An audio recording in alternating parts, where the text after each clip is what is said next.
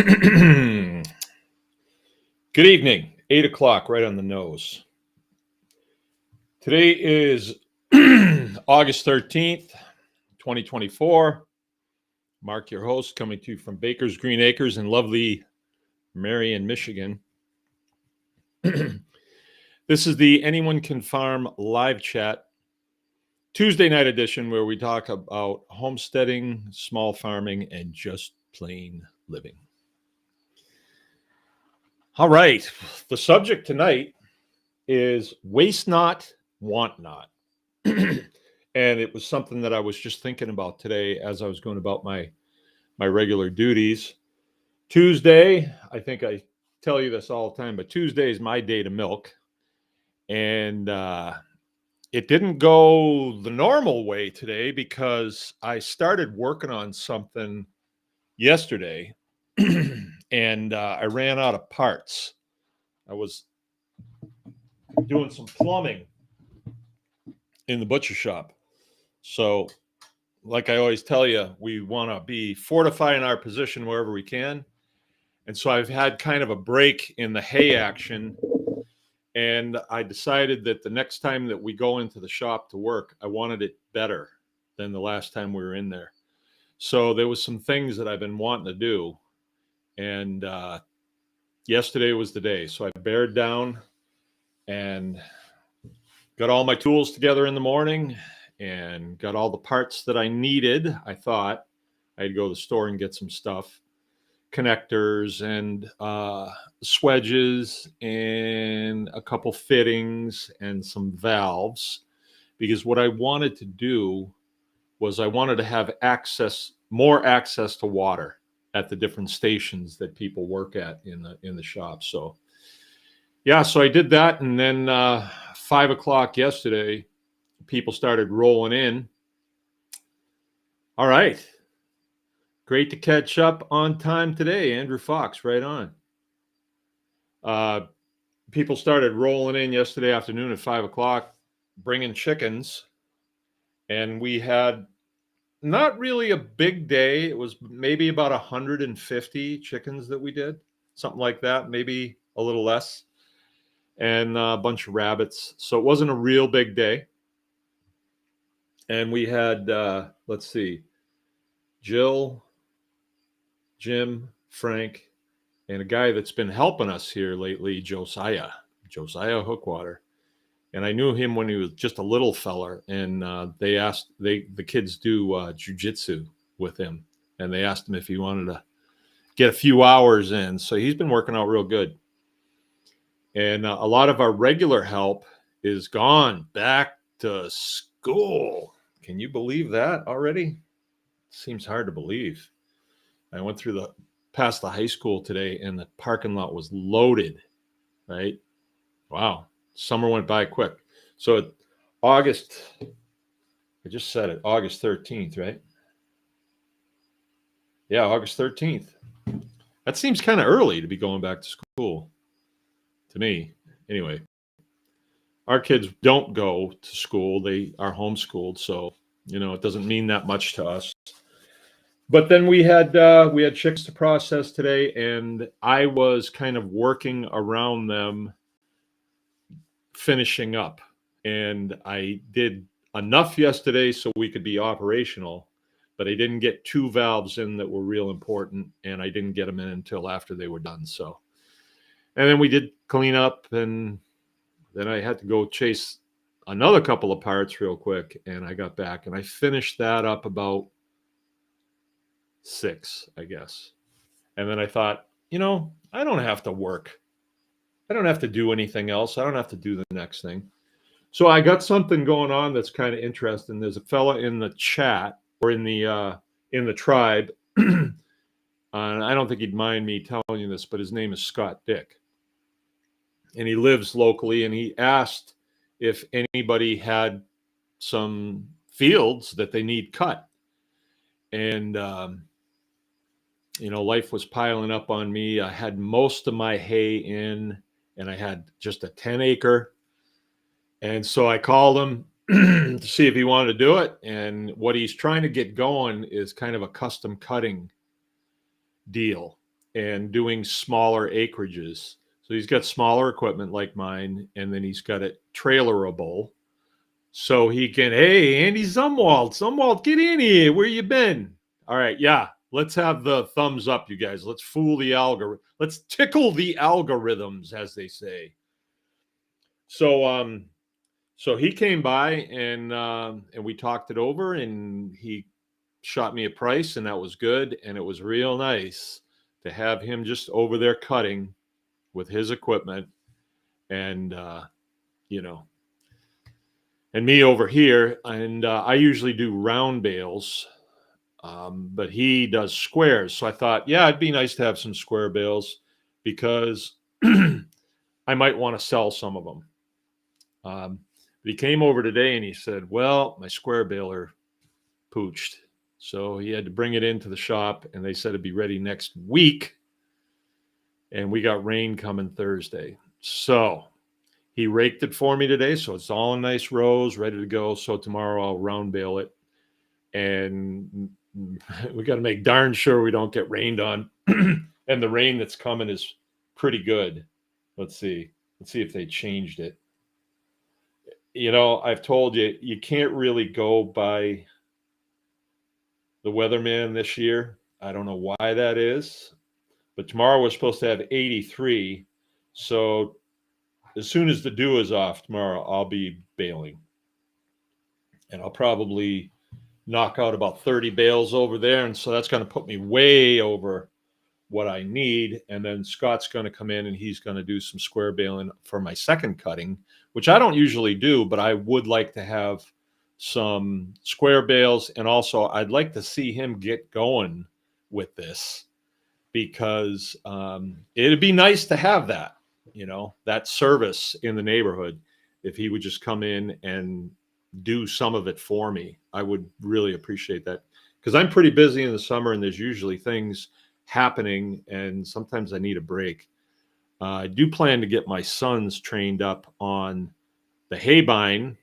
We might even do a little of that this year. And then, of course, the baler. The baler is a little bit more touchy, I think, and it takes a little bit more, you know, finagling to make it work all the time. I'm getting pretty good at it, though, after 20 years of working with it, so it's working okay.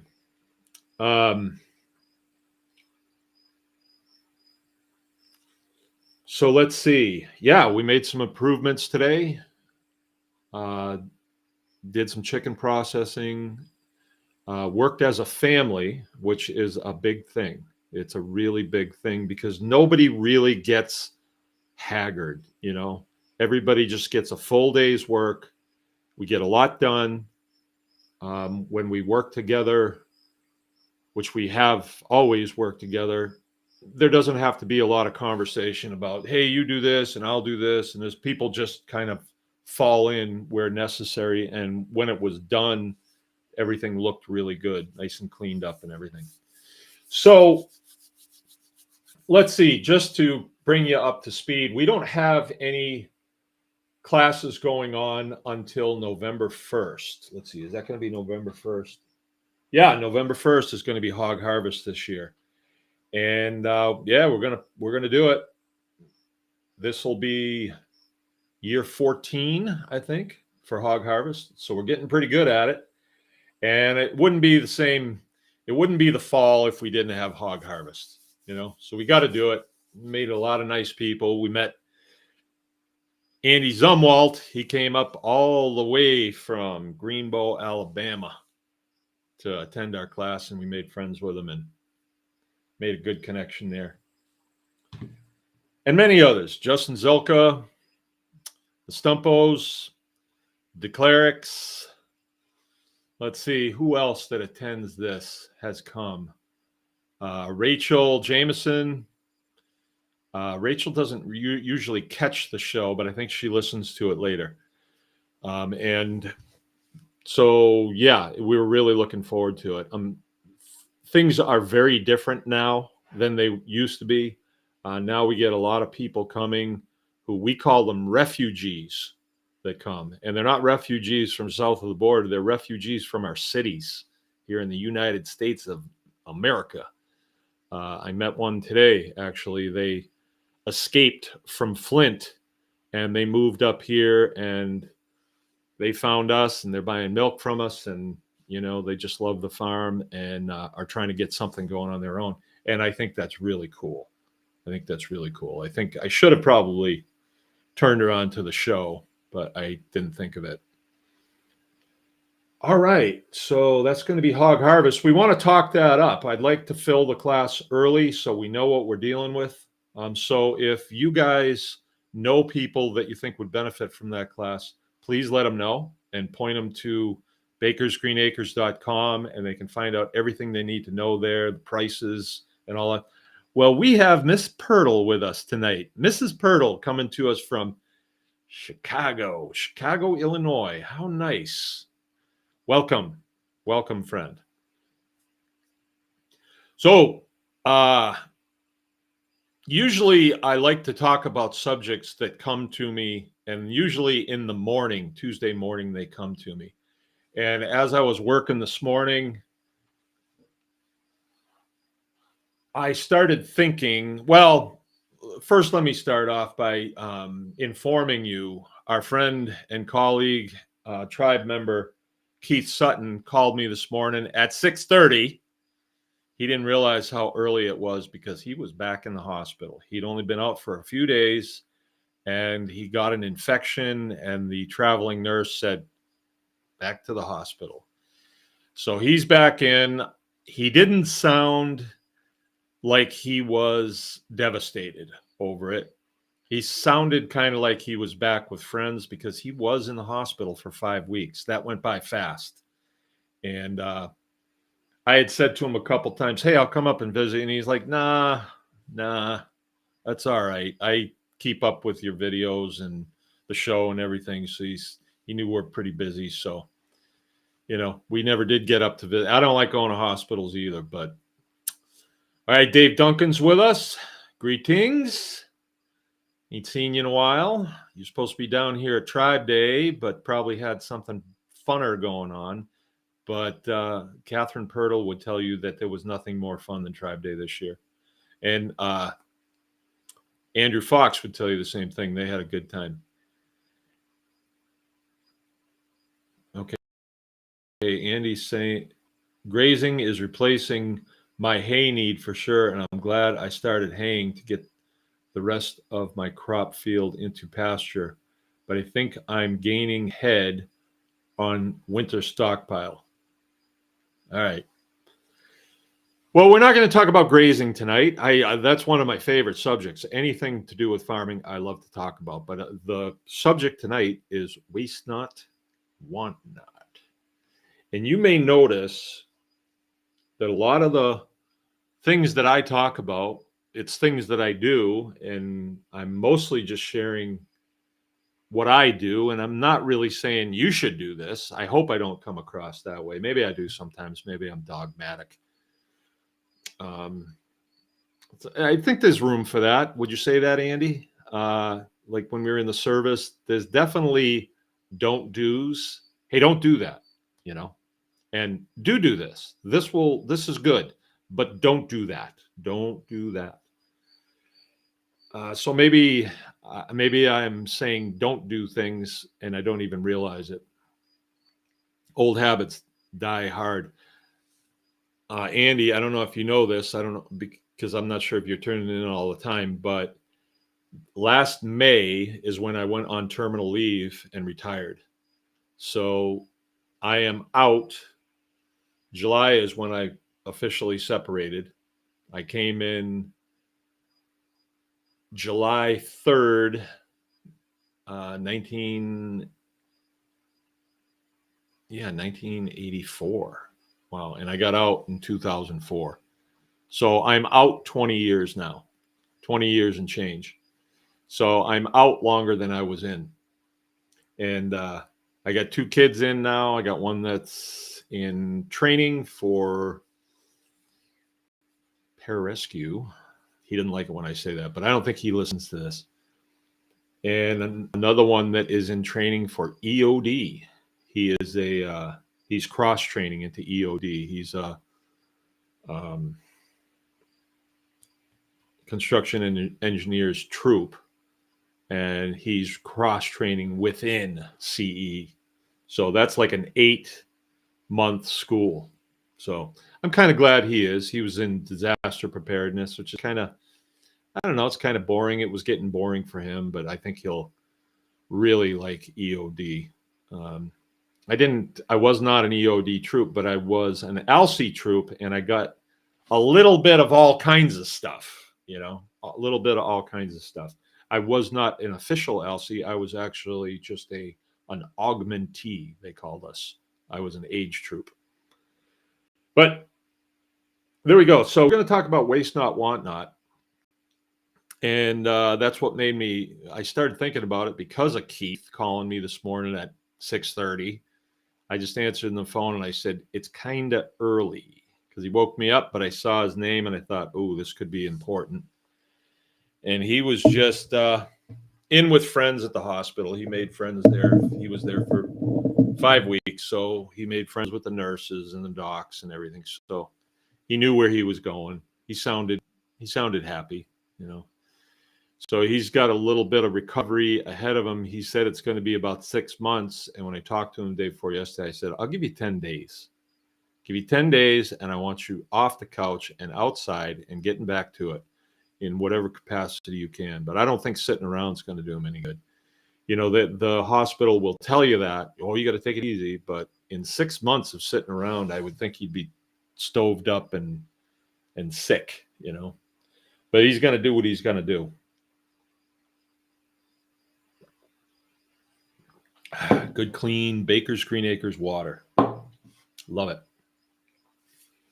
So when I finished up tonight, just before I went on the show, I went into the pool and cooled off. It was kind of a warm one here today, which is kind of nice. Oh, Belva's with us too. Right on. David Duncan. Yeah, 2 cervical discs replaced. I think Tribe Day would have been better, though. I don't want to hear any complaining, Dave. Quit your complaining. I've heard that excuse 3 times today. People getting cervical discs changed out. I don't want to hear it. All right, quit your whining. So, waste not, want not. There's a saying, I guess, I think I've heard this, that you can tell a lot about a man by his garbage. You can tell a lot about a man by his garbage. And, well, when we were in the service, I mean, we were always very careful, especially in the field, about what we threw away, because you can give out a lot of information, and no matter what, you don't want to give out information. It's called operational security. And although, we're not talking about a letter from home or anything that somebody's going to read and say, oh, well, they're going to attack these guys tonight. It wouldn't be like that. It's just pieces of the puzzle. If somebody's getting all your trash and they're going through it, and let's say they find a letter and you say that we're going to be here for another 2 weeks, well, that could be critical information, right? So it is not uncommon for people who think this way to maybe go through the trash. If my son was listening, he'd have something to say. 84, I was 6. You are wet behind the ears. Okay, so if you look through somebody's trash and you find stuff, you can figure out what they're doing and what they're all about, what they throw away, what they waste, maybe you find receipts. Oh, spending your money on lottery tickets, I see. I didn't know you bought lottery tickets. Yeah, that's why I threw this away. I didn't want anybody to know. Or, you've been buying beer, So, yeah, okay. Thumbs up and leave a comment. Yeah, that's right. If you leave comments, it really helps. Even if it doesn't mean anything, I could say something controversial to really stir you up. But I don't really like to do that. Although, have you seen this new presidential candidate? She is phenomenal. I mean, you think Trump was great. I think Kamala can really get this country turned around. I think she can. I don't know what you guys think, but I think she's really something else. And good looking, man, she is intelligent. Intelligent. And Covington is with us. Welcome, lad. I owe you a phone call. I don't owe it to you, but I've been meaning to just call and see how you're doing. We sure miss you. Sure miss you. That was just abrupt. But all things work for the good of those who love farming, right? So never forget that. Things work out. Glad I wasn't slotted for it. What's that mean? Slotted? Don't know. Don't know what that means. Did I miss a comment? Okay, EOD is about the hard tech schools I've been around. Really? I didn't know that you thought about doing that. EOD, for those of you guys that don't know what it is, EOD is explosives ordnance disposal. These are the guys when you find stuff that can go boom, they're the ones that take care of it one way or another. So they learn all about explosives and all the different ordinances that are likely that you're likely to cross.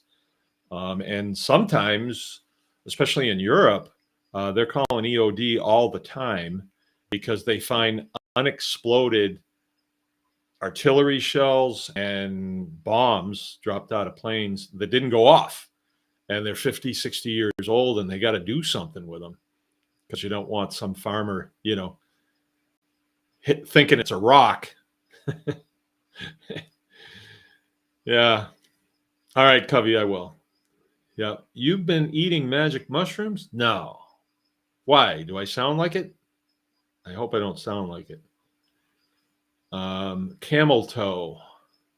Sarah at Hold the Line Homesteads. I don't know what that means exactly. Yeah, Covey, your name does come up a lot because every time somebody comes here and they'll say, "Where is Covington?" Yeah, and we say, "Well, he got called off. Had to go deal with something." So I hope things worked out okay. So, waste not, want not. Yeah, you can tell a lot about a man by his garbage, what he throws away. And what I have done over the years, and I think it had something to do with a book that I read when I was in tech school. So it would have been 1984, and it was along those lines. It was that was back before VCRs, and I was stationed in Rantoul, Illinois, and there was one channel, and I don't think we had a TV. No, we didn't have a TV. I was in tech school. So I could go to the library and take out books, and I would just take out books and bring them home and read them, and it was really fun. I remember I read a book that was called The Choking Doberman, and it was The Choking Doberman 1, 2, and 3, and it was all about American folklore. So stories that you hear and you think it's a new story, but turns out they've been telling the same story forever. And like one of the stories was, a woman comes home and her dog, her Doberman Pinscher, is choking. And so she takes him to the vet, and the vet pulls 2 fingers out of his throat. And then the police go to her home and they find a burglar cowering in a closet, and he's missing 2 fingers. So that's American folklore is what it is. And it was all kinds of stories. And as I read the book, I was like, I heard that. There was a kid in the next town over that told me that. I thought it happened in his town. So all kinds of good stories like that. American folklore. But I read another book about one man's trash is another man's treasure. That was the name of the book. And I realized that, wow, we throw away a lot of good stuff in the United States. And that's when I started to get on the scrounging bandwagon. I realized that my dad was like that. Like he would always see stuff and say, ooh, we could do something with that. And even if he didn't know what he was going to do with it, he would scrounge it anyway. and then we could deal with it later. And we didn't live on a farm. We lived in town. And my mother, whenever stuff would come in the driveway, she would, more stuff, and she did not like that very well. And a lot of the stuff we never did use, and it wound up going back to the dump. Right. But I had that kind of in my blood. And I remember as a kid thinking, why don't we just buy new stuff? Why can't we just buy new stuff? I remember one time my father bidded on a building that needed to be taken down. It was an old beauty salon, and he got it. And then I remember him at dinner saying, hey, you'll never guess, I bought a beauty salon. And my father was like a suit and tie guy. He went to work with a suit and tie and a vest every day. And you wouldn't think he was that kind of guy, but he did grow up during the Depression, and his parents especially were in the Depression. He would have been quite young in 29 because he was born in 21, but he had that mindset, you just don't leave stuff around. And so he bought this beauty salon, and we took it down. Me and him and a guy by the name of Sonny Logan took it down, loaded it on trucks and trailers, and brought it home. It took a long time, and then we sorted it all out, and then we reassembled it. Didn't look anything like a beauty salon, but we reassembled it, and it became the pool house. And it was the never-ending project. It never did get finished. It never did. We started using it when it didn't even have walls on the inside. It just had studs on the inside. All used lumber. Every bit of it was used. Every single bit of it. So that's kind of where I got my start. We did pour a lot of concrete, me and him, like 8-foot sections at a time. And I hated it. I absolutely hated it because it was down behind our house. You couldn't get any vehicles to it. So everything had to be carried. All the sand and the cement had to be carried down there in a wheelbarrow. I hated that wheelbarrow. I have that wheelbarrow. I'm not kidding. I have that wheelbarrow. So, and I have my very own cement mixer now. My wife got it for me for Valentine's Day a couple years ago. What better way to say I love you than with the gift of a cement mixer? That's what I thought. Yeah, funny man tonight. Oh, it's Kamala's nickname, Camel Toe. All right, Kamala Camel Toe. I see. I've heard, though, that mispronouncing her name can be considered racist. So I'm going to have to check you on that, Sarah. So hold on there. I don't want any hate speech going on here. So if I disagree with it, it's hate speech. Yeah. Just kidding. This is a free speech zone. So stuff that you throw away, I can go through our tidy, it's called. It's a roll around bin that goes out every Thursday night, and the trash man comes on Friday morning real early and picks it up. And sometimes it's heavy going down, and sometimes it doesn't have much in it at all. And I can share with you several examples of scrounging that I've done, and very little of it goes to waste. Sometimes I think we pay $10 a week to have the tidy man come.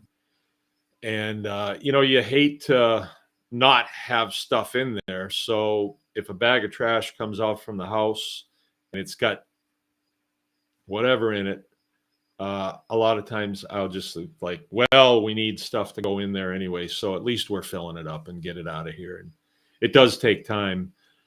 But one of the things that I have done over the years, and I'm really not kidding about this, is we save anything that burns, right? And sometimes it's just going in the burn barrel, which is kind of wasteful, but sometimes it's going in bags, and then we save it to get the wood stove going in their time.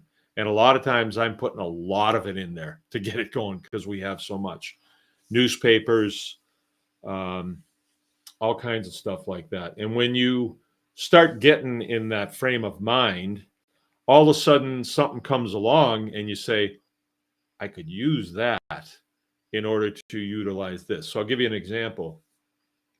I have a contract with a bread company, and we dispose of their bread that's old. And it's sometimes it's not real old, but it's past the best if used by date. So in the wintertime, some of the bread is good enough you can still eat it. Summertime too, when it first shows up, but summertime it goes bad quicker. And so a couple of weeks ago, I started thinking I need a more efficient way to process this bread. So I get probably now I'm getting about 6 yards per week, and they deliver it here. It's kind of a strange deal. If they take it to the landfill, somebody will take a picture of it and say, we should be feeding homeless people. So the owner of the company, who I know, says, if you get rid of it, make sure the bags are gone and everything, so nobody ever sees it again, that would be a good thing. We'll deliver it to the farm. And so that's been going on. So 2 days a week, I show up here with the truck. The man unloads it. It either goes around or on a wagon or in a trailer or in the back of my 2-ton. And then we have to take the twist off, dump the bread, and then you have a plastic bag. And the plastic bags are a nuisance because if they get away from you, they blow. So if somebody unwraps a bunch of bread and somehow they don't burn it or take care of it properly, we can have 400 bags blowing, and it's not good because they take off.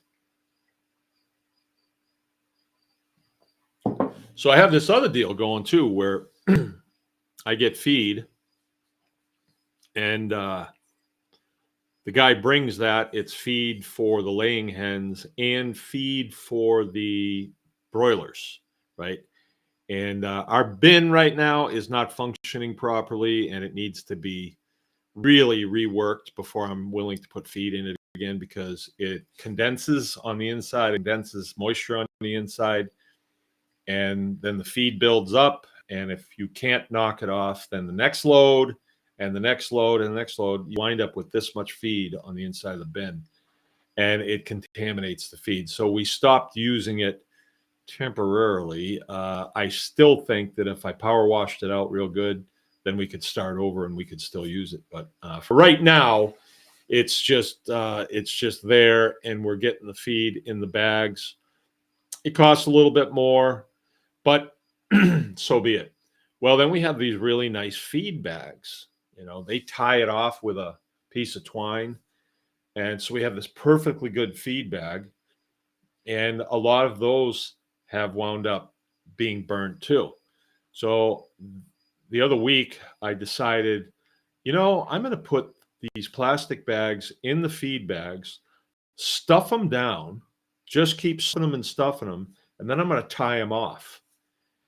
And plastic is basically, it's petroleum based. It's oil, it's feed. So, it's fuel.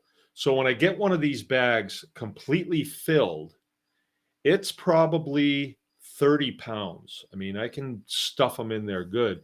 So that's 30 pounds of fuel. And I've been stacking them up. So, but then what do you do with them? I'm not going to bring them in the house and stuff them in the wood stove and see all this black smoke coming out, and it would stink. And if anybody opened the stove, I don't want to do that in the house. But I was up at Keith Sutton's and he was showing me this furnace, and it was an indoor furnace, had a shroud around it and a blower motor on the side, but it had a really big box on it, really big firebox. He said, "You want that?" And I'm thinking, well, what would I do with it? What would I do with it? But then I said, yeah, yeah. Because let's say that I saved up a year's worth of plastic bags, a year's worth. And I have experimented with it too. So I've filled one of the bread bags with as many bags as I could stuff in, and then I put a twister on it, and you have this chunk of plastic. And I have brought that in, and the wood stove's going, and I put it in and shut the door. You get a little bit of black smoke, but my wood stove is an airtight stove, so I can choke it down, and you get some heat. You get some real heat going. It's nothing that I would want to do on an ongoing basis, because if somebody comes along and opens it up, you just get this gross smoke coming in the house. And I have noticed that if I do it a lot, I mean, consecutively, you can smell it. And so I don't really want to do that. But if I had an outdoor burner, and once in a while I would fire it up, and I had a bunch of stuff that I just needed to burn off, I could give them in the house a rest. Or when it's real cold, I could have an outdoor burner going, and I could dispose of all that stuff, and it wouldn't be that tremendous waste just watching it go off in smoke, you know. Because whenever I do that, I feel like that's a lot of BTUs that I'm just letting go, and something about it hurts my spirit, I guess. And so I don't like to do that. So I remember a sequence in a movie, Back to the Future. I think it was Back to the Future 2. And it's where the Doc comes back in his DeLorean, right? But now the wheels retract into the body and fold in. And he's got this little unit on the back of the car. It's called Mr. Energy, kind of making fun of Mr. Coffee, right? But it's Mr. Energy. So he goes over to Marty's trash, and he pulls out, I think, an orange peel and a banana peel and some coffee grounds. And he goes over and he opens this up and he puts it in, and then he flicks the switch and the thing winds up. And then it's enough fuel to fuel his DeLorean so he can go back to the future, or back, or wherever he went in that. I don't remember where he went. But the DeLorean, remember, was a time machine. And that struck me as kind of interesting. You know, like, there is a lot of energy in those things. I've sat there with an orange peel before, and you squeeze it, and if you have a candle going and you squeeze it into it, it flares up. And you know, I've heard that there's energy in the air that Tesla technology, Tesla figured out how to get it and produce or render it out of the air and make it available for people. And I think there's probably some truth to that, because it's him and Edison went the other way and produced energy, but people for it. And now you see where that's gone. So I still hear rumblings of energy machines that will be made known to us that will put the electric companies out of business. And that'd be good. That'd be great if everybody had one of those energy machines at their home. And it does kind of line up with the EV thing, electric vehicle thing, because they make, the way it is right now, they don't make any sense at all. And you know, you listen to some of these people that are involved in the electric vehicle, and they're smart enough to know better. And if they're pressing ahead with it, there's probably a pretty good reason for it. So I think about energy quite a bit, because on the farm, you're really talking about energy. It really is. When you're feeding your pigs, you give them something they consume it, and then you consume them. You cut your hay, you feed it to your cattle, you milk your cows, and then you trade the milk for dollars, or you trade the butter for dollars, or whatever it is. So it's an energy transfer all the time. And we start thinking about energy as valuable. Well, how much energy is in? I saw this, somebody said something about junk mail. How much energy is there? How many BTUs are in those 4 envelopes that come from credit card companies that you don't even open anymore? You just burn them. How many? Or that survey that comes from the USDA, they want you to tell you all your private business about your farm. Throwing that away is just a waste. I mean, that's really good for starting your fire up with, things like that. How many BTUs do we just let go by? Even pay to have somebody take. How often do we do that? I think that if I went to somebody's farm, I would be able to say 1, 2, 3, and they're not thinking that direction, and they're letting a lot of good stuff just go. So that example of the bread bags is just an example, and I am saving that energy. I've got to do something with it anyway, so I might as well save it. I've got the feed bags for it to go in. I might as well do that.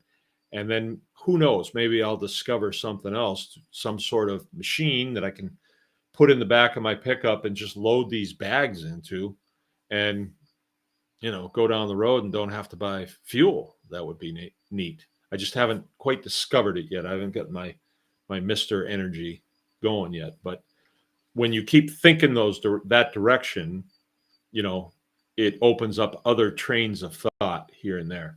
So another project that I thought of a couple years ago, I thought of this, and it came to fruition this year. Covey had something to do with it. But when we butcher our chickens, or we run our chicken butchering business, like right now we're going 2 days a week, a couple hundred birds each time. There's a lot of water. There's a lot of water on the floor because we don't want stuff to dry to the floor. You pull the guts out of a chicken, and maybe the manure that's in it spills, and the floor gets bloody, and you're outside, you're cutting their throat, and the blood comes out and it gets everywhere. And at the end of the shift, you got to wash everything down. As a matter of fact, we're constantly washing things down because you don't want the blood to set up. You don't want it to dry. You want to keep everything wet so it's fluid. Well, I noticed that when that water was squeegeed out of the shop, we were pushing it off the side of the concrete pad, and right where we pushed it, the soil right in there got almost creamy, and black. And I know that smell. It's sort of a fresh smell, and the bacteria right there was going crazy, right? Because it's getting all this good feed, and it's being watered. It's moist. It's getting that manure. It's getting some chicken feed that's in the chicken's guts that's spilled out. So it's a really healthy environment for the bacteria to grow, and the soil there was just kicking, really kicking. So I thought, wow, look at all the nutrient that we are just letting go. We're just pushing it off the side like it means nothing. And, in a regenerative ag model, one of my focuses is fertility of the soil. That's one of my main focuses, because if the soil is fertile, things grow and they're nutrient dense. My animals eat the nutrient dense forages, and they become nutrient dense. And when we eat them, wow, this really tastes good. Well, that's the receptors in the human body that are saying this is good food because it tastes good. It's not like eating Doritos and you're being fooled by the makers of Doritos into thinking that it tastes good. But if you look at the list of stuff that they make it out of, how can that be good for you? You can't hardly even digest it. So nutritional value is paramount when it comes to this business that we're in. We want our lawns to be lush and green. We want our animals to have shiny coats and sparkly eyes. We want our kids to have shiny coats and wet noses, and we want them to be intelligent. We don't want them to have brain fog all the time. And that comes from eating nutrient-dense food. So it all starts with the soil. So anyway, we're washing the floors down, and all this nutrients just going, it's being wasted. And if we were to have somebody come in and say, well, what should we do with this? They'd say, oh, you want to put a drain field in. So you want to drain all that down into a tank and then have a leach field off of that where the liquids come to the top and then they flow out the leach field and they're dispersed into the soil. And if you ever noticed, if you have a leach field, the grass is always greener over the leach field. Always. Because the nutrient that you're putting out there into that leach field, the grass reaches down to it because the grass is saying, hey, this is good stuff. And to us, as well, I'd say Americans, to us, we're thinking, oh, manure, bad. Urine, bad, right? We just want to just get it out of here. I don't want to see it. I don't want to see it. I don't want to know. But I think that's short-sighted. And what I figured that we should do is we have to capture this. 2 days a week, we have all this nutrient that's being made available to us. We can even process that water that we're sending away and make it even better than it is. And I can talk to you about that a little bit. So what we did is we got a tank, a 275 gallon. It was actually a tote, IBC totes, UBC totes. I'm not sure which one it is. It's the big square totes. And company that my son used to work at, they have a mountain of them. And I went up there and I said, could I get a couple of those? And they said, if you take a truckload, you can. So I filled my 2-ton with it, I think like 2 high, and I think it took 20 of them. So if anybody needs them, they had paint in them, but it was water-based paint, so you can flush it out real easy. And it's paint that's designed to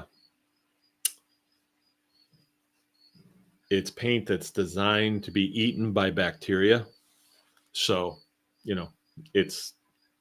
I wouldn't drink it, but I don't think it's going to pollute your environment. Actually, Covey would know because he flushed the tank out and it was yellow paint, and there's not a that the bacteria eats it. So, so we have 2 drains in the shop and then another drain in the house, and they connect up and they run into this tank. We buried the tank, or I should say the royal we. The boys dug a hole. Covey was helping them. And we put the tank down, and then we had to engineer the drains so they would run. And Covey headed that up, and it works just perfectly. This thing fills up, and then we had a tube that I scrounged from my brother-in-law. It's a piece of culvert, actually, plastic culvert. And we set that on top of the tank. We had to cut the opening so it was big enough to accommodate it. And then we poured concrete over the top of the whole thing and down the sides. So it's, it was the tank, the IBC tote was used as sort of a form. And it's working like $1 million. And then we put a submersible pump down in the bottom of it. And that's as far as we got. That's as far as we've gotten on that project. But this morning, I wanted to move that project on a little bit because I want to capture this. I want to see how this stuff will work. Because as Andy just said, collect water from the butcher and then irrigate would boost grass for the hay. That's my thought. And so I am going to use one of the other tanks that I got and pump the water into it, pump the wastewater into it, and then maybe let it sit on that trailer for a while and maybe even pump some air into it so it's aerobic and it will really boost the bacterial content. And you could let that sit there in the sun for a couple of days, maybe even more longer than that. As long as you got air going into it, the bacteria won't die. And then I would think that we could wheel that out onto the field and have just a boom off the back of it that we open a valve and it just dribbles out. So we'll just drill some holes in a PVC boom that we'll construct and then just drive it until it's empty. And, you know, when I cut a hay field and then you do something to it, like let's say I spread compost on it, you can see it very quickly. Because if you miss a spot, then you'll have, you know, just you don't have that boost of fertility, so you can really see it. So I don't know, because I don't know of anybody that's actually done this. Maybe Andy has, but I believe that it would really give me a boost in fertility. That's my thought. So that's as far as we are with it now. On seed saving day, one of our buds, Jordan Buck, who I interviewed on here, he's a big time produce guy and he grows a lot of real interesting stuff. He left me, 10 or 12, 16 maybe, Jerusalem artichokes. And sometimes these are thought of as invasive because once you get them started, I'm told that you can't get rid of them. But that's okay because we can put pigs on them and I'm sure they'll get rid of them. But I actually like them. I like eating them. So I planted those and then I've been irrigating them with that water because we don't have the trailer built yet or the tank on it. And so I haven't been able to get it out on the field. I've been kind of busy with other stuff. But we've been watering them. And wherever I put the water, the plant that put it on, it just really jumps up ahead of everybody else. So I'm thinking that it's going to work pretty well. Just a second. I got to kick this dog out of here. I got a dog under me that's panting. Go ahead, Lou. Come on. You got to be out. You got to be out, boy. Come on. Outside.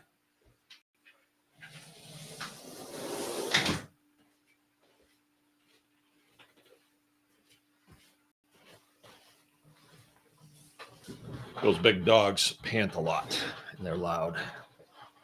Yeah, so that's a project that's in work. And, you know, like in the milk house, we wash down the floor in there too. So we put a drain in that will also run into that tank as well. So, yeah, that's just one of my things, like waste. What is it that we can't utilize? What is it? So I've got a drain field here for the house. So all the shower water goes in there, the toilets go into it. And I know that thing intimately because we had problems with it a few years ago. You may remember that. And I spent a lot of time digging it up to figure out what was going on with it. I finally did figure it out. Baby wipes. No baby wipes. Okay, let's see what's being said here. Andy Fox is saying, look into PFOS and PFAS, forever chemicals. Most IBC totes contain semi-hazardous material. Same as my cardboard factory, water-resistant additives are in most cardboard and recycled paper products. You would have to say that, wouldn't you? Okay, I'll look into it. Not close, though. I hope not. Come on. Aren't they food grade? Maybe that doesn't make much difference, though, because they lie to us all the time about everything. Okay, Andy Zumwalt says, Mark, take those totes, open the cage on top, pull tank out, and use as a firewood rack. Stores easy, carry to the house with pallet fork on tractor. Down here, 4 would heat me all winter. Down in Greenbow, Alabama. Well, not up here they wouldn't, lad. Not up here they wouldn't. Okay, that's a good idea. I have used those for bread. You know, I open bread into them because I can open a lot into them, and I cut front off. So when it's full, I can take it out and dump it, and dump a ton of bread. So yeah, I'm on board with that. What did I do recently with one of those things? I can't think of it. All right.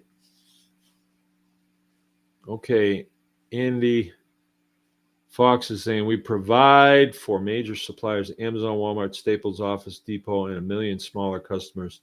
Just saying the cardboard is getting more and more additives the more it is recycled. Okay. Well, you know, it would go in that burner that I'm thinking about building, wouldn't it? So long as the smoke goes over to me. We don't really have close neighbors, so it wouldn't bother anybody, I don't think.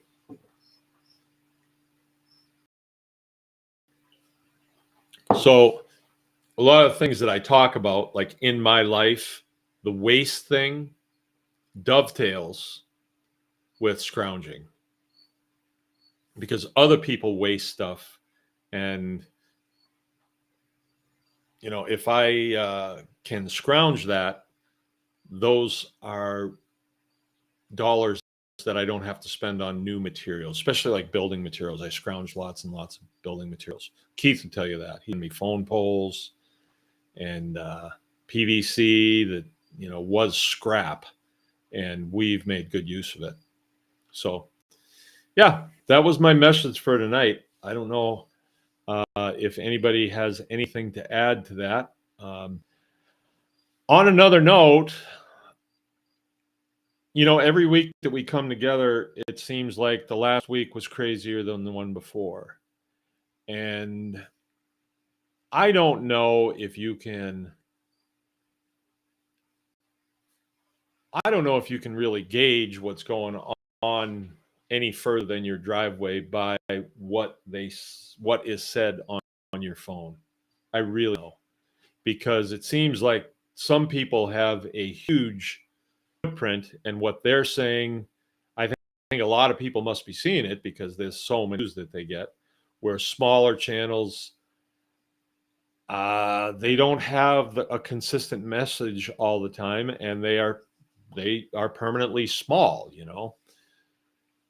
But I am hearing murmurings of things going on, and how do I know?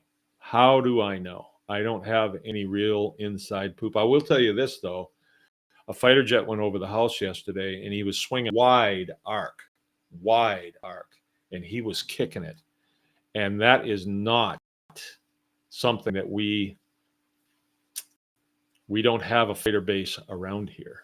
We have an A-10 base, but I wouldn't, you know, they don't sound the same. This was something else. I couldn't see it because I just couldn't see it. I don't know why. It was in the clouds, or I was just not looking in the right place. But I know that sound, and he was moving fast away from us.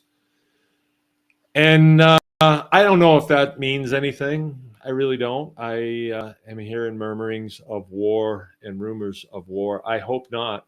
I listened to that conversation between Elon Musk and former President Trump last night.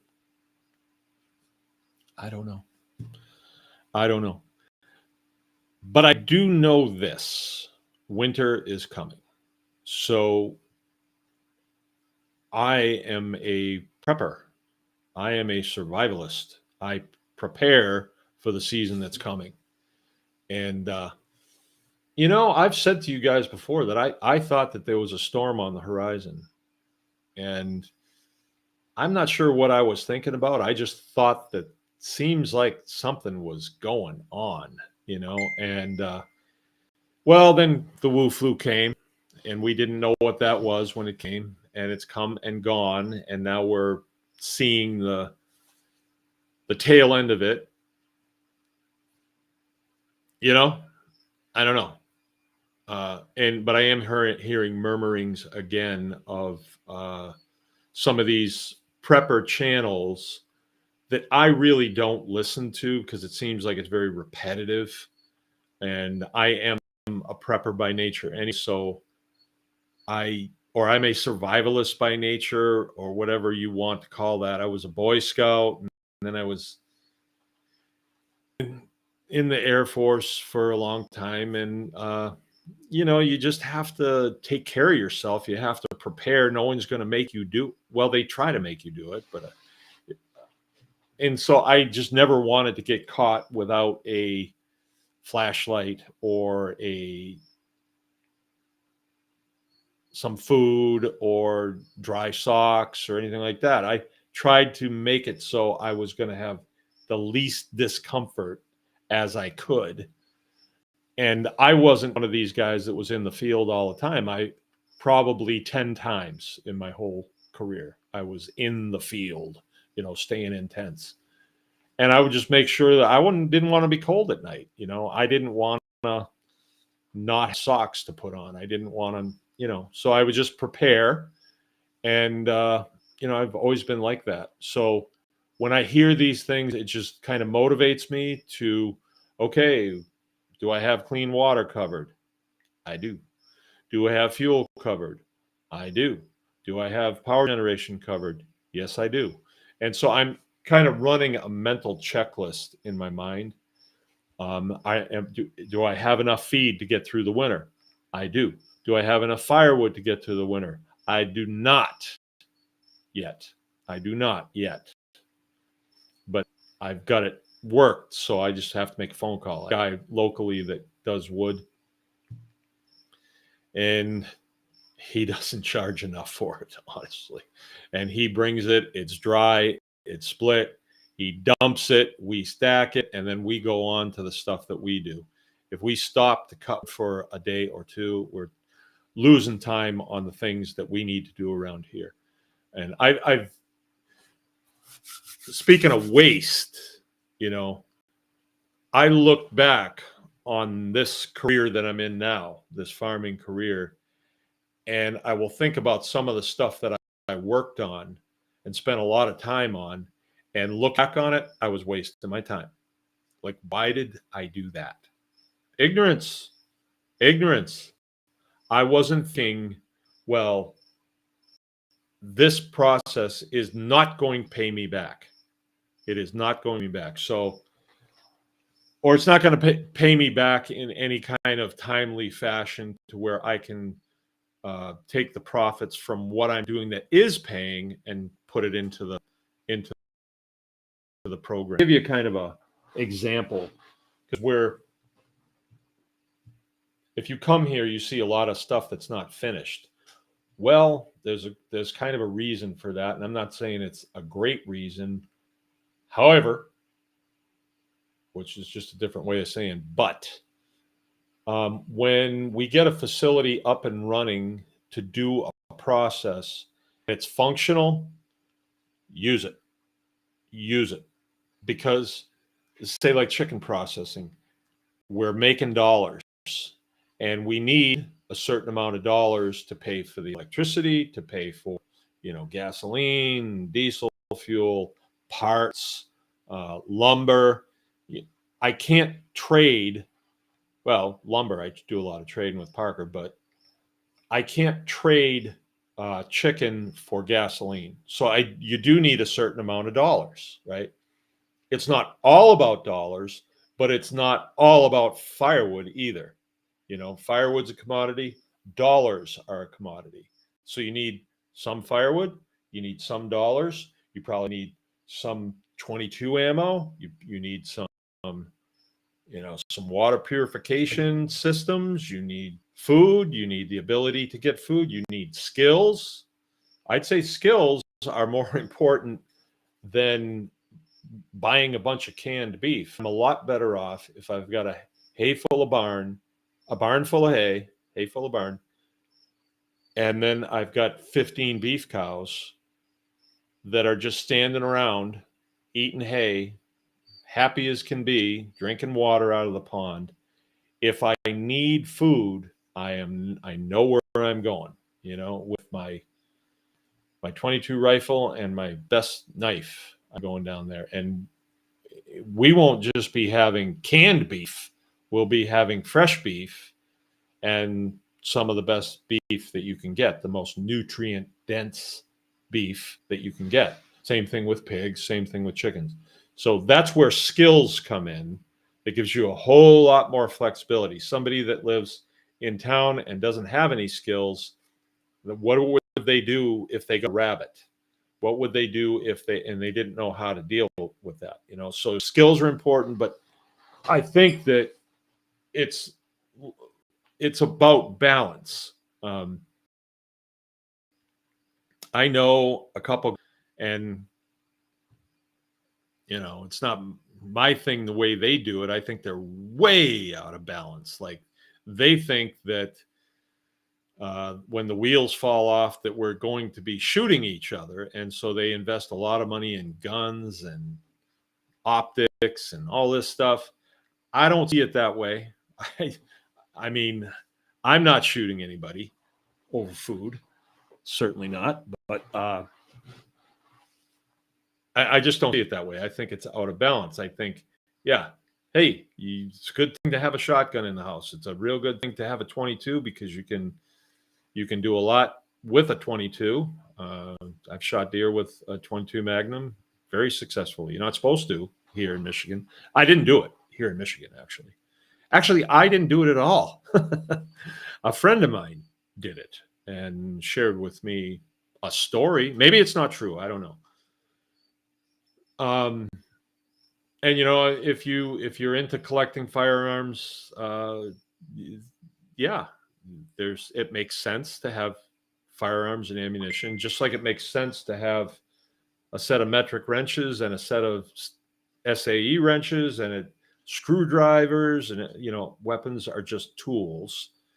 But some guys go overboard with weapons, and they go underboard with skilling up on how to contain their animals. They don't know how to do that. That's a very important skill. So I think it's a question of balance, and I don't know. I'm just bringing it up now because I'm hearing it, and I just want to remind people that, hey, you need to be moving. I'm being a little dogmatic here, but you guys need to be moving in a direction that's positive, getting your skills together and getting your provisions in. All right. I don't want to be dogmatic about it, but that's the reality. I think for me, that's what I'm doing. And if I'm going to give advice, that would be my advice. While I'm on that subject, I know I brought this up before, but as I say this, and as I've said this to others, all of a sudden it becomes part of me, and part of what I'm doing. And when I am productive and my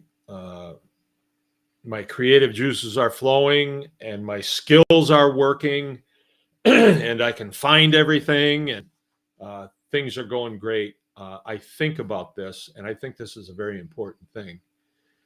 And it was something that President Trump said when he was being interviewed by Dr. Phil. I never listen to Dr. Phil. Just don't.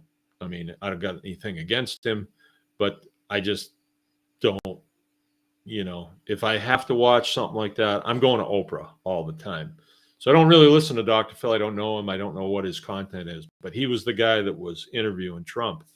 And he seemed at the beginning to try and slam Trump and put Trump in a bad position. So I thought, oh, that's typical. But he said to Trump, well, people are saying that when you get back into office that you're going to be vengeful. You're going to seek revenge against people who tried to put you in jail and all this stuff, stole the election from you, all this stuff. And Trump, he said, well, yeah, I could see why they would say that. I can see why they'd say that. He says, but revenge takes a lot of time, a lot of energy, and it's not real productive. He says, I think we'll just let our success be our revenge. So I've been there. I've been trounced by, you know, agencies. I will not bring them up. And I don't like them very much. And it's, I have a tendency to like to throw stones at them as if it hurts them. It doesn't. They could care less. But I think a better way to go is just focus on success. And it changes that energy that you put into getting revenge. It turns it into positive energy and it moves you and your family forward. But I think when you seek revenge, you have to reach back for it. It takes time, it takes energy. And let's say you get some real good revenge. Does it ever really feel good? I don't know. There was a time when I lived for it, but now I don't think it's the smartest thing to do. And when I shifted my thought process to success instead of revenge, I passed that on. And so, I've been counseling with Ashley at Nourish Co-op, and she got done dirty by the Department of Agriculture. I mean, they cost her, and it really irritated me, and it made me want revenge for her. And but we got to a place, and I actually had to back up on what I said with her. And I said, you know what? Don't waste your time on revenge with these people. Don't. Just let your success be your revenge. Because all of those people that work for those agencies, they're just bureaucrats. They're just punching a clock, doing what they're told. They don't have good lives. How could you be psyched to do what they do? And then you're going into the realm of people who are small farming and homesteading that are really on fire for the lifestyle that they're trying to build for themselves. They are pushing hard every day. So why do you want to get revenge for them? Their life is revenge. They have to eat Pop-Tarts and Mountain Dew, and you get to drink raw milk and eat T-bone steaks and nice pastured poultry and all of that stuff. They are duty bound, right, by their oath, their creed for the organization that they work for, to say that's bad. Mountain Dew, good. Pop-Tarts, good. Raw milk, bad. So can you imagine living in a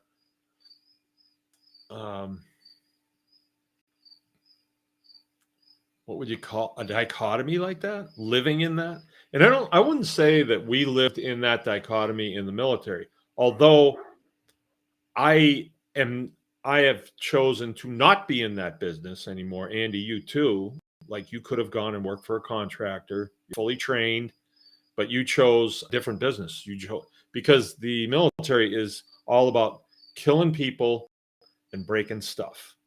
So no matter where you fit into the machine, that's what the machine does. If you're part of that, you do that. And you're part during the Gulf War. I didn't shoot anybody, but I did load bombs on B-52s, and they dropped those on something. I mean, I wasn't part of that, but so did I do it? Not directly, but did the guy flying the airplane do it? It's a bomber. He's not the one that drops them. Somebody else does that. Did the gunner on there, did he do it? No, he's just manning the gun. He didn't do that.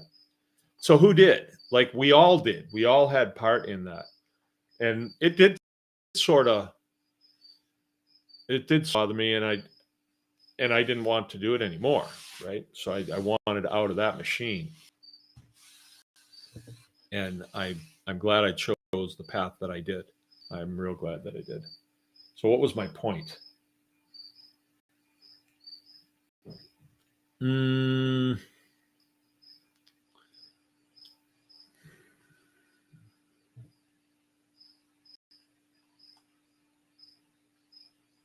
Okay, let's see. All right. Well, Andrew Fox is saying, been having planes over me for a while. They try to hide super high where you can't see them, but you can hear them. I don't think they're hiding from you, man. They don't do that. There were fighters over us, looked like Blackhawks and Chinooks too, for 3 straight days. Yeah. We had a Black Hawk go over this morning here, but it was a Coast Guard. Had a couple way too low as well. Okay, fighter planes, haven't seen those here in 27 years I've lived here. Yeah, this was my first time seeing them. We're kind of out of that pattern. And then David Duncan says, hey, man, is this hate speech or what? He's saying, let's be honest. When was the last time a person became a presidential nominee without any votes cast for her? I am optimistic about my area of control, but not the country or government. Well, Dave, you're just looking at this wrong. The reason you're looking at it totally wrong, and you're bordering on hate speech and racism too. But the reason why she did not have to have any votes cast for her is because of who she is. She is an extremely intelligent woman. I mean, look what she's done for California. And plus, she is partly Indian and partly Jamaican. And if that ain't enough to just plug her in there, I mean, you could see if it was a white chick, you'd have to vote for him, but not her.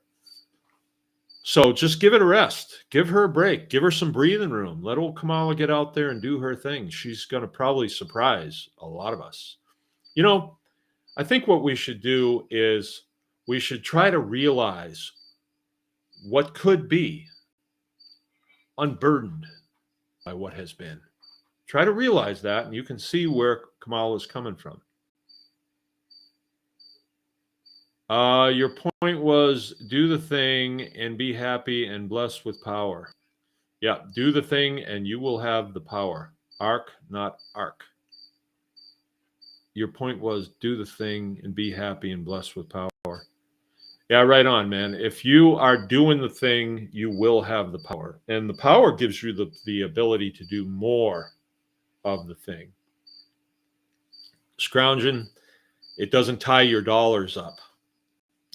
It makes your dollars available for the things that you can't scrounge, because there's going to be things like that.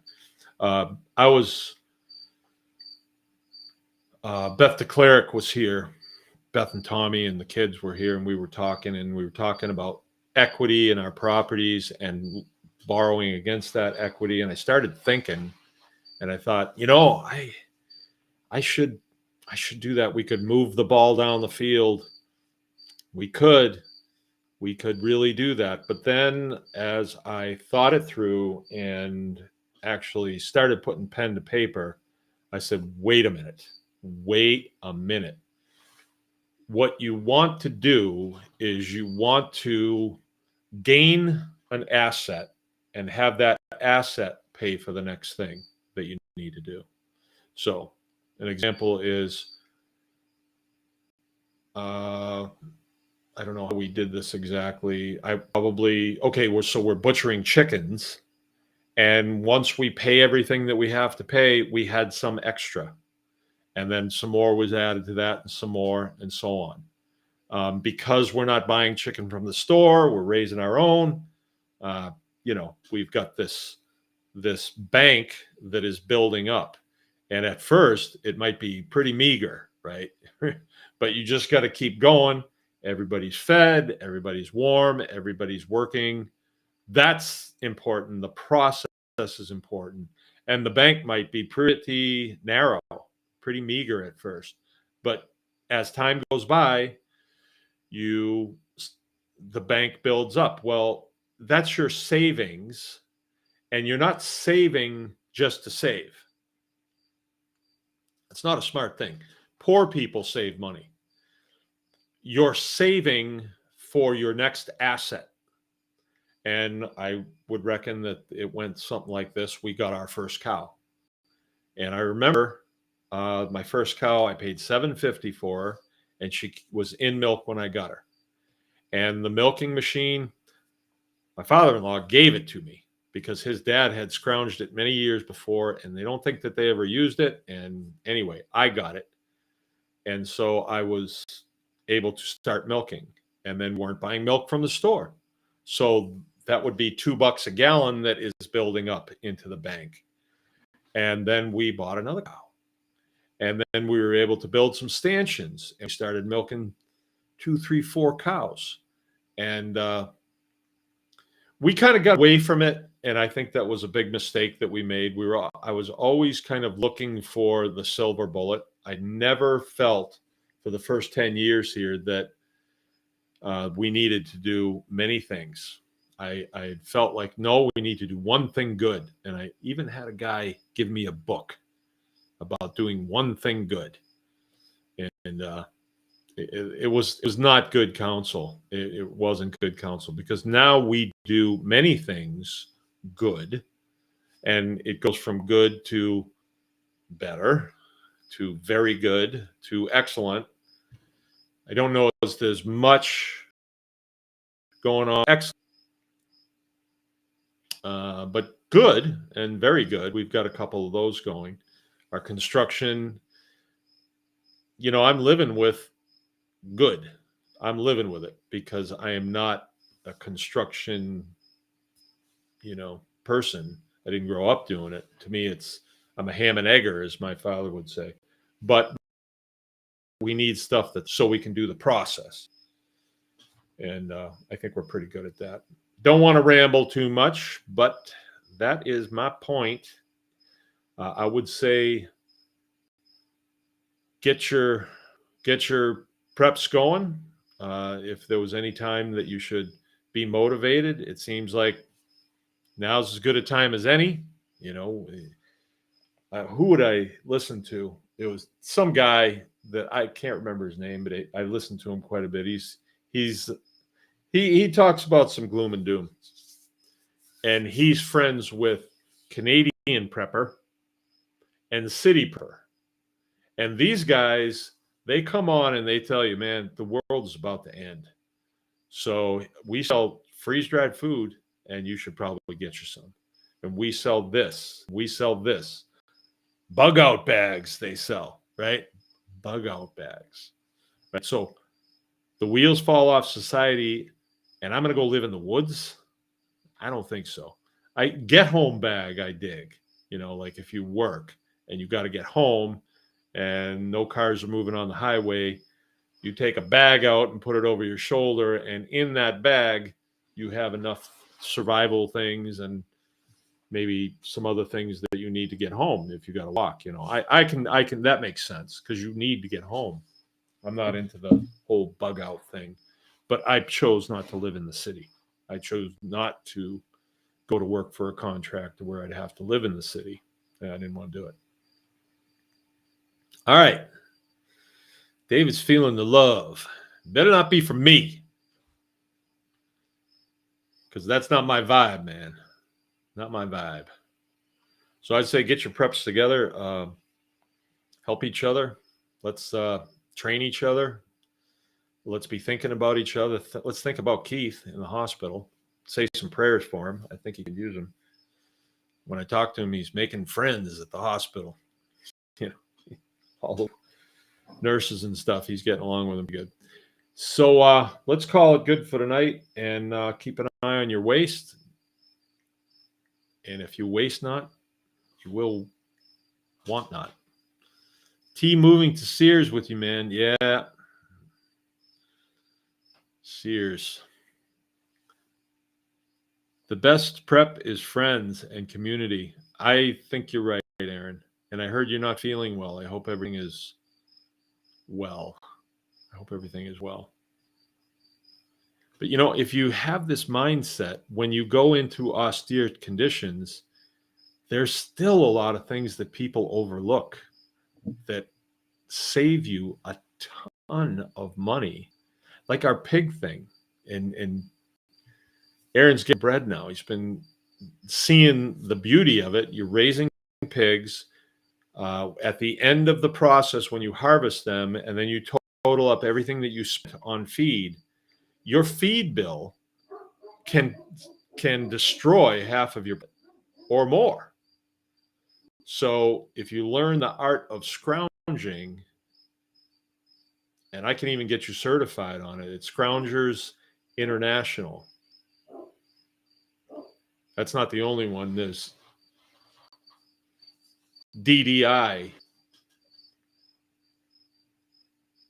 a certification. That's Dumpster Diggers International, and I can get you certified on that. There's a lot of things to know about that. If you get good at that, and you can feed pigs for zero money, whatever you can grow for them, and what you can scrounge. When you knock that pig off at 400 pounds, and you wind up with 300 pounds of usable meat and fat, and you sell it, it's pretty clear money. I mean, you have time in it. Think about this. I was going through this the other day, and it just seemed to me to be something that I'm not sure why we don't have solid numbers on this. I've never really recorded processing a beef and selling it by the cut and recording every cut that goes out the door. I haven't done that because we're just not that good at keeping track. It could be done, but we just haven't.